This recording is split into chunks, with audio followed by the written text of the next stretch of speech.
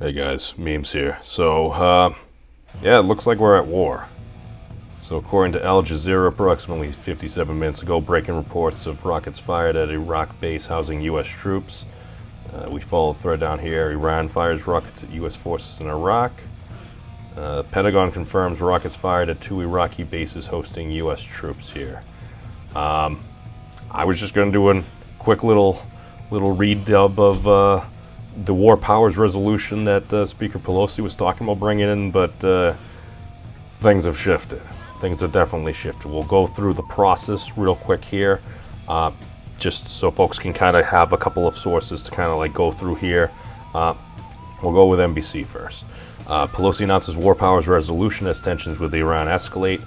So basically here, the Democratic House Speaker, Nancy Pelosi of California, she announced the House will soon vote on a War Powers resolution to limit President Donald Trump's military actions after he ordered the killing of a top Iranian general last week, escalating tensions with Iran. Well, this was about a day or so ago. Tensions have continued to escalate.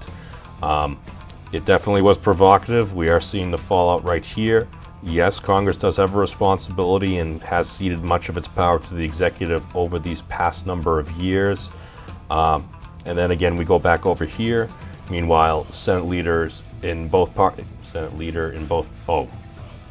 kind of weird, but all right. So we have Mitch McConnell here, and what Mitch is saying, he is the Republican leader in the Senate. He's saying, unfortunately, in this toxic political environment, some of our colleagues rush to blame our own government before knowing the facts, rush to split hairs on intelligence before even being briefed on it. McConnell said in a speech on the Senate floor, he said that Democrats downplayed Soleimani's evil while playing up our own president as a villain. The level of toxicity in politics right now is highly concerning. And he asks, can we maintain a shred of national unity for 5 minutes before deepening the partisan trenches? I do still also remember when Mitch McConnell also said that we should ensure that President Obama is a one-term president. I'm just saying, Mitch, it cuts both ways. The internet doesn't forget, for better and worse. So let's just move on. Okay, let's get Senate Minority Leader Chuck Schumer over here, and what he's got here is, speaking on this, it is critical that national security matters such import be shared with the American people in a timely manner, the senator wrote. An entirely classified notification is simply not appropriate in a democratic society, and there appears to be no legitimate justification for classifying this notification. I do remember Senator Schumer had also said about, within the past few days, that as a member of the gang, a typically bipartisan group that is typically informed of such issues. This did not happen. As part of the War Powers resolution, typically that is something that is done. If President Trump wants to utilize existing legislation on the books for terrorist individuals whom General Soleimani was labeled by the U.S. government, he probably has a better legal standing there. Irregardless, we're launching bombs at each other. Alright, so let's pop over here to Fox News, because we got to be fair and balanced. Pelosi moves to limit Trump's action in Iran with War Powers resolution vote. House Speaker Nancy Pelosi announced overnight that she plans on taking measures to potentially curb President Trump's ability to conduct military operations against Iran. They have been highly critical, and Trump has notified Congress, allegedly, of this, because President, within 48 hours of such, is supposed to go to the pro tempora of the Senate, or Congress, inform them of the actions, because you're going to war. So, as we're going over here, it says this week the House will introduce a vote on War Powers resolutions to limit the president's military actions regarding Iran. Pelosi wrote in a letter to fellow Democrats referring to a similar Senate resolution to be introduced by Tim Kaine, Democrat, Virginia. It researched Congress's long-established oversight responsibility by maintaining that if no further congressional action is taken, the administration's military hostilities with regard to Iran will cease within 30 days. This came about back in 1973 during the Vietnam conflict as well. President Trump has listed that he has targeted 52 Iranian sites, including historic ones as well. I believe he has pulled back from that since then. But then again, I have not seen the response yet from President Trump on what specifically he was doing at that time. And let's go back to NPR, more of the basis, and typically what we should try to read, and I should probably actually sign up for their newsletter.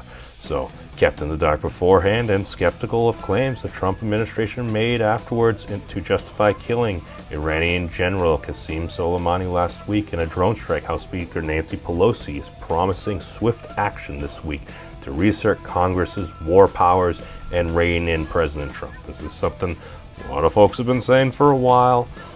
Listen, if it takes President Trump to get there, maybe that would be a positive. Again, a lot of folks really aren't the biggest fan of Dude Man.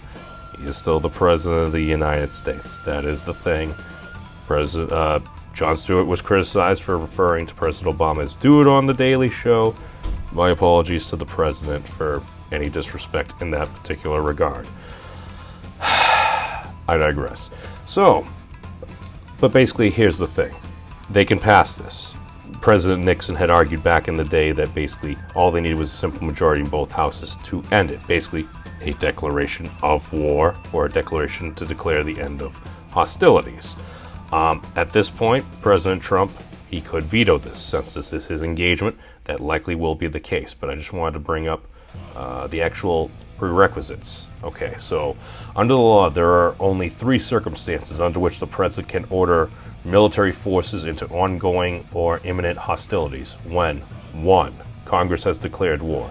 2. Congress has provided specific statutory authorization to do so. 3. There is a national emergency created by attack upon the United States, its territories or possessions, or its armed forces. You could try to make the argument for the third there. Apparently General Soleimani was involved in the deaths of upwards of 600 plus U.S. personnel. That's a lot of our brothers and sisters. So, this is another thing to keep in mind. Again, I am not an attorney. This is my opinion. This is what I am presenting right now. As far as I'd see, if you're going to try to justify that within the legal framework of these United States of America, you got to try to go more along that he had been labeled a terrorist. And those words, again, I'm just basing it upon what we have at this time. I am not an attorney. Again, we're launching bombs at each other. I mean, this is looks like a Farsi news agency there. I mean, you're seeing lights in the sky. It's hard to tell specifically. Yeah, I can't really even tell if that's incoming, if that's outgoing, but we're having confirmation. We had, I believe, confirmation from the Pentagon as well.